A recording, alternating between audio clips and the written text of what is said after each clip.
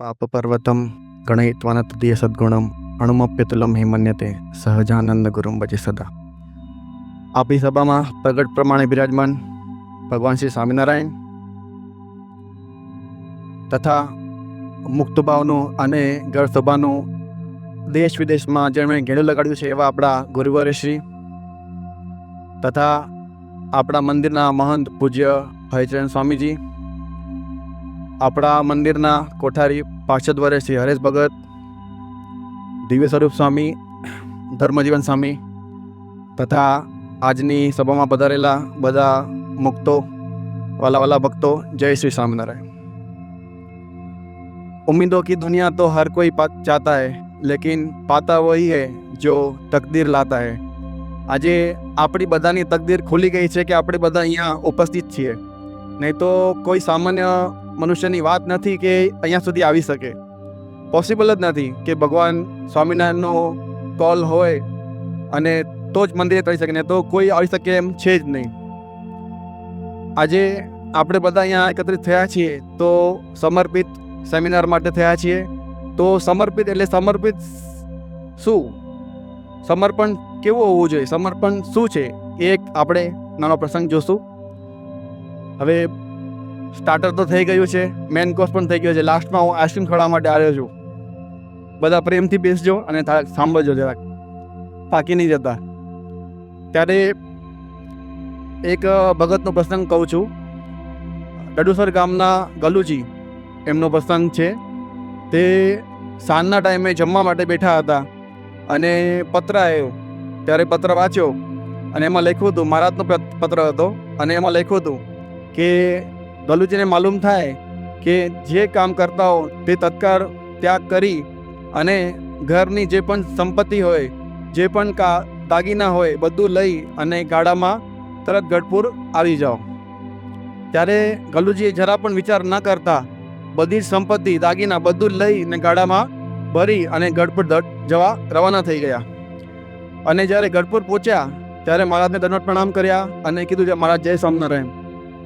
ત્યારે મહારાજ કહે કે ગલુજી તમે પાછા જાઓ, ખાલી આટલું જ કહી અને પાછા જાઓ, અને ગલુજી પાછા પરત થયા।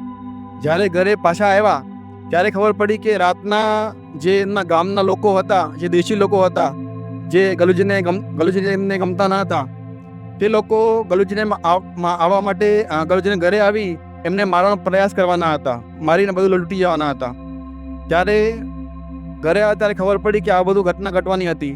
એવી રીતે મહારાજે એમની રક્ષા કરી। તો સિમ્પલ વાત એ છે કે મહારાજ જેમ કે, સંતો જેમ કે એમ આપણે કરીએ ને તો એમાં આપણે રક્ષા થશે। દાસના દુશ્મન હરિ કદી હોય નહીં, જેમ કરશે તેમ સુખ જ થશે। એવી સિમ્પલ વાત છે કે ગુરુશ્રીને એક વાત કરીશ કે એક વખત ડોંબિવલીમાં ઘરસભા હતી હોરાઇઝન હોલમાં। એની પહેલાં હું ગુરુશ્રીને મળવા ગયો દર્શન કરવા માટે। તો રૂમનો દરવાજો ખોલ્યો અને ગુરુશ્રીને કીધું જય સ્વામિનારાયણ, તમને દર્શન કરવા છે। તો ગુરુશ્રીએ કીધું કે હમણાં તૈયારી કરું છું, થોડી વાર પછી આવજે। પછી ગુરુશ્રી ઘરસભા કરવા ગયા અને પછી ઘરસભા પૂરી થઈ ને નીચે ગાડીમાં બેસવા જતા હતા ત્યારે હું ગુરુશ્રી પાસે આવ્યો, ગુરુશ્રીને પગે લાગ્યો। ત્યારે ગુરુશ્રીએ મને પૂછ્યું, બોલ ભૈલા શું કામ હતું? તો મેં કીધું ગુરુશ્રી કાંઈ કામ નહોતું, ખાલી તમારા દર્શન કરવા હતા, ચરણ સ્પર્શ કરવા હતા। તો એમ કહીને ખાલી ગુરુશ્રીએ પગે લાગ્યો અને ગુરુશ્રી મને ટાપલી આમ મારી ગાલ ઉપર।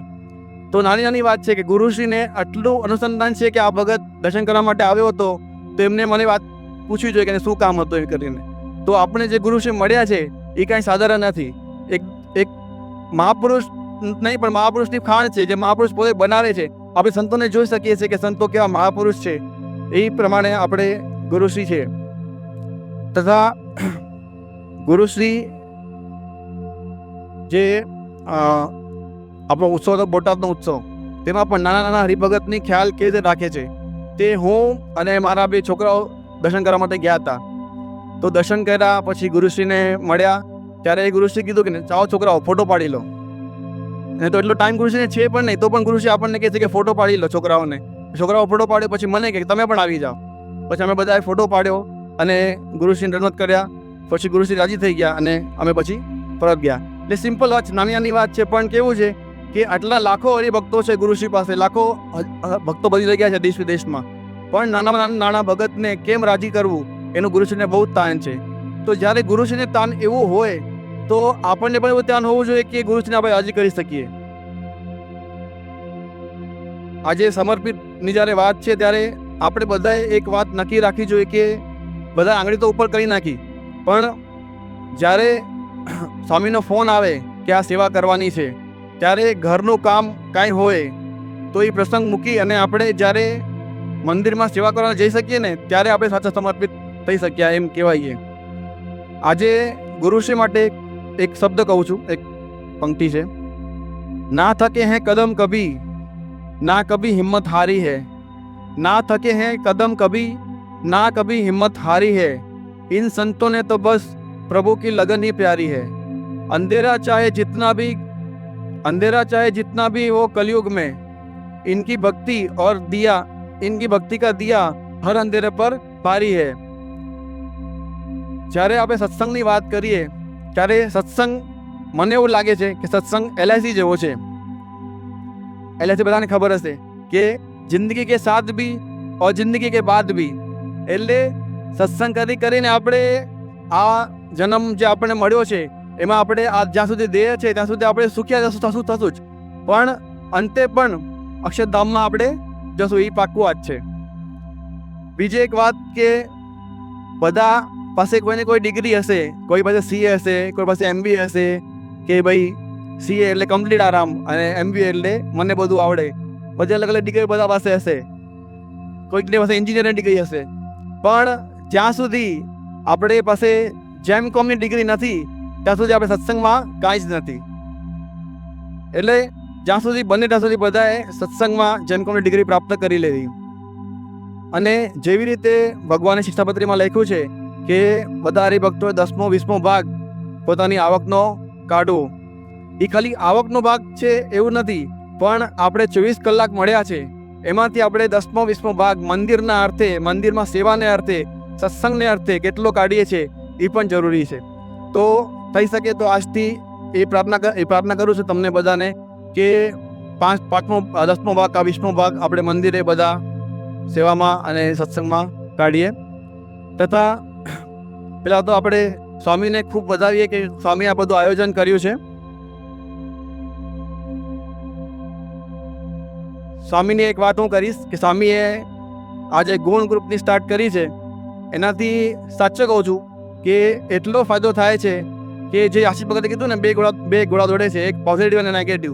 તો આપણે કોઈ પણ હરિભગતને જોશું, કારણ કે બધામાં અવગુણ અને ગુણ તો હોવાના જ છે. આપણે જ્યાં સુધી દેહમાં અહમત્વ છે ત્યાં સુધી એ બધું રહેવાનું જ છે.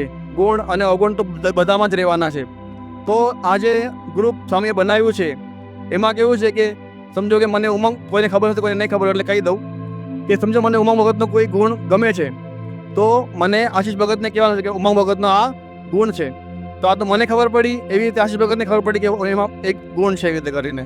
તો એ રીતે કરતાં કેમ થશે કે કોઈ પણ ભગતમાં અવગુણ હશે ને ધીમે ધીમે પોતમાં નીકળી જશે, ખબર પણ નહીં પડે આપણને કે ભગતમાં કાંઈ અવગુણ હતા કે નથી. એ રીતે આપણે આ ગુણ ગ્રુપની સ્ટાર્ટ થઈ છે, તો બધા એમાં જોડાજો. તથા એક વાત સુરતની હું કરીશ. એક વખત ગુરુશ્રી ત્યાં પધરામણી કરવા ગયા હતા ત્યારે એક ભગતે, ગુરુશ્રી તો ફોર્ચ્યુનર ગાડીમાં હતા, ત્યારે એક ભગતે એમ કીધું કે આમ તો મોટી મોટી વાતો કરે પણ મોટી મોટી ગાડીઓમાં ફરે છે ને આમ છે ને તેમ છે, બધી વાત કરી હશે. તો જસ્ટ ખાલી ગુરુશ્રી આવી સાંભળી લીધી વાત અને પધરામણી કરીને ગુરુ નીચે આવ્યા ત્યારે ગુરુશ્રી તરત ઇનોવા ગાડીમાં બેસી ગયા. તો સંતે પૂછ્યું શું થયું? તો કે કાંઈ નહીં. પછી થોડીક પછી પાછું પૂછ્યું કે શું થયું? તો ગુરુશ્રીએ કીધું કે જો કોઈ જીવ આવી રીતે મારા વિશે વિચારે અને એનો કાંઈ જન્મારો બગડી જાય એવું હું નથી ઈચ્છતો, એટલા માટે મેં આ કર્યું છે એમ કરીને.